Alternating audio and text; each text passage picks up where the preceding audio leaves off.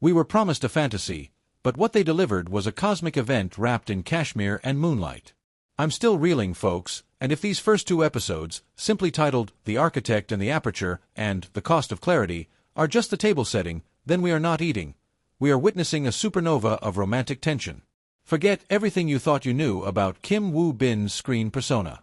His signature brooding is still there, yes, but it's been weaponized, turned into a silent gravitational pull that warps the entire frame, especially when he's looking at her. This isn't just a drama, it's a mood board for existential longing. The opener, Episode 1, throws us immediately into the sterile, almost inhuman world of On Ji-ho. Kim Woo-bin plays him not as a cold man, but a finished one. He's a celebrated architectural AI developer, living in a smart penthouse made entirely of frosted glass and perfect angles. The scene that defines his character, the one that made me grip my remote until my knuckles went white, isn't a business meeting or a confrontation. It's a moment of profound, synthesized loneliness. Ji-ho stands on his balcony, 20 stories up, the cityscape a humming circuit board beneath him. He doesn't look at the view, he looks at the glitch. A single, flickering neon sign miles away that his perfectly programmed life cannot fix. His AI assistant, a voice like spun gold, offers him optimal tea temperature. He says, his voice flat, the universe is $99.999% dollar predictable. The remaining $0.001% dollar is noise. It's a thesis statement for his life. He seeks control. He seeks silence. He seeks the impossible. The moment Yu Min-seo appears, the genie of the title, is the first truly mind-blowing sequence. Ji-ho, while cataloging artifacts from a recently demolished property his firm acquired, a bizarre, anachronistic hobby, collecting the unpredictable, touches a small, tarnished brass sensor. The lighting in the penthouse, which had been perfectly calibrated, doesn't flicker, it fractures. The light itself turns into geometric shards, momentarily shattering the reflection of the city on the glass walls. For a solid 10 seconds, the world looks like a cubist painting brought to life.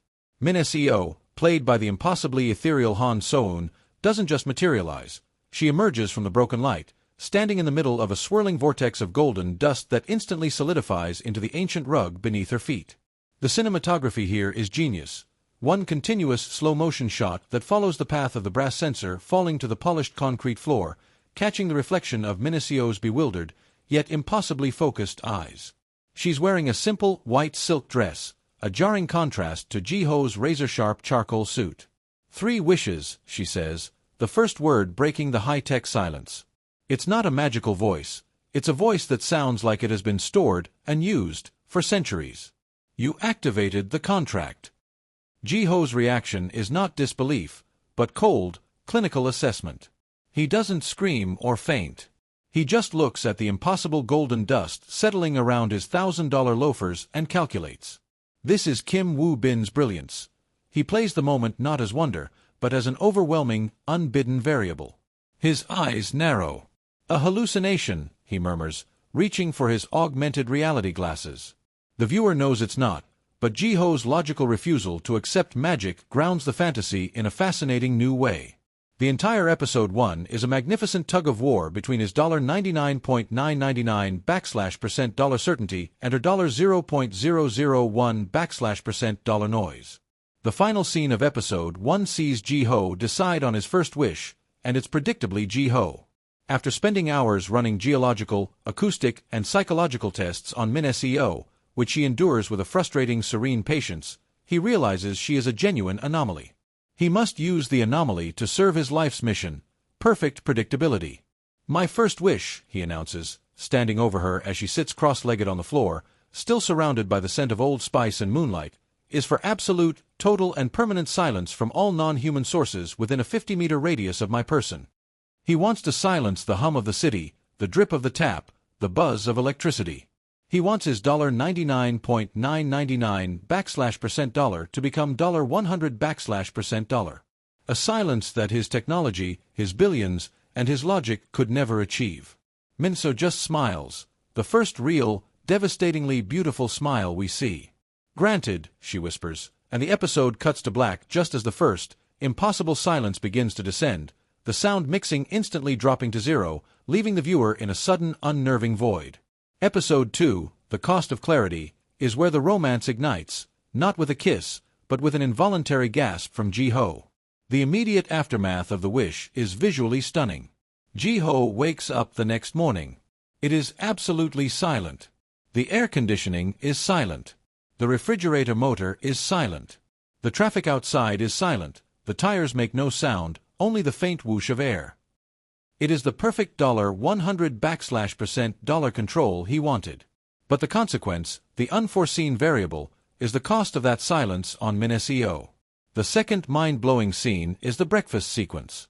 Ji-ho, now unsettled by the absence of background radiation, is trying to eat his perfectly prepared, silent breakfast. Min-seo is across the table. Her hand trembles slightly as she raises a cup. Ji-ho notices that the color in her skin, the vibrant life force that radiated off her golden entrance, is slightly diminished. Her skin tone is subtly monochromatic, like a high-contrast black-and-white photograph. The wish requires constant energy to sustain, she explains, her voice a little weaker. My energy. You asked for permanent, absolute, and total silence.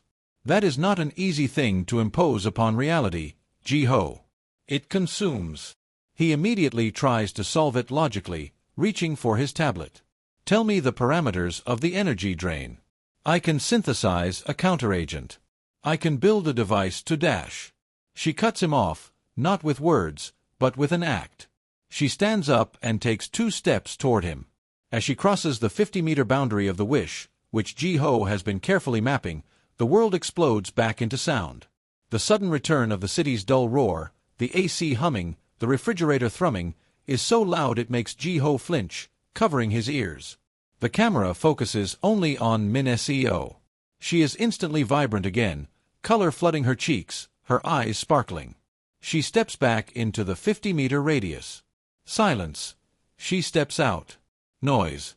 The energy is me, Ji-ho, she says softly, standing in the noisy part of the room, looking at him across the sonic barrier. If I am within your radius, I maintain your perfect, $100% dollar world. If I leave, the real world reasserts itself. The steel and glass prison that on Ji-ho called a home wasn't just a physical space, it was a testament to his crippling need for control. His penthouse, perched like a sentinel over the organized chaos of Seoul, was a silent museum of precision. Every object was a data point, every light source calibrated to the lumen. He didn't live in the space, he optimized it. His life's only passion, outside of his billion-dollar AI architecture firm, was collecting remnants of the past, things that defied logic, things that were, in his own cold categorization, beautifully inefficient. It was a paradox that defined him. The man who wanted perfect predictability was obsessed with the unpredictable.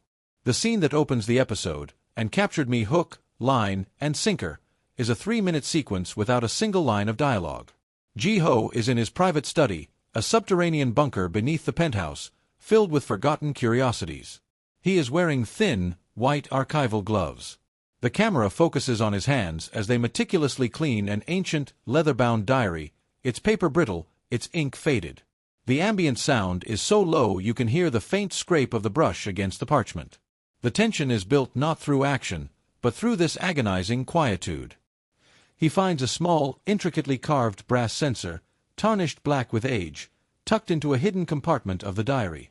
It's an object that whispers of forgotten purpose, a perfect $0.001% dollar of chaos. He takes it back up to the penthouse, placing it on a pristine quartz countertop where it immediately looks like an alien artifact. This is when the first major break in reality occurs, the scene that deserves every cinematic award. Ji-ho is holding the censer, merely turning it over, when the light in the massive panoramic window wall doesn't just dim, it shatters. Imagine the entire cityscape reflected on the glass, the millions of neon lights, the streaks of car headlamps, the moon, suddenly fracturing into millions of perfectly sharp, hexagonal geometric shards. It wasn't CGI trying to look real, it was a hyper-real moment that made the viewer question the integrity of their own screen. The sound of the fracturing light is not glass breaking, but a high-pitched, electronic whine that lasts for exactly 7 seconds. The air in the room becomes impossibly still, smelling instantly of dried roses and ozone. Then, from the center of the largest shard of fractured light, Min-seo steps out. She is not wreathed in smoke or genie mist, she is woven from the light itself. For a brief, breathtaking moment, you can see the light shards passing through her silk dress, making her appear like a living hologram. The camera focuses on Ji-ho's reaction, that beautiful, slow-motion slide from clinical composure to total, frozen bewilderment. His eyes, usually guarded and sharp, are wide, drinking in the impossibility.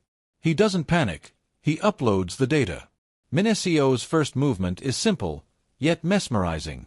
She closes her eyes, and the fractured light instantly snaps back into a single cohesive reflection.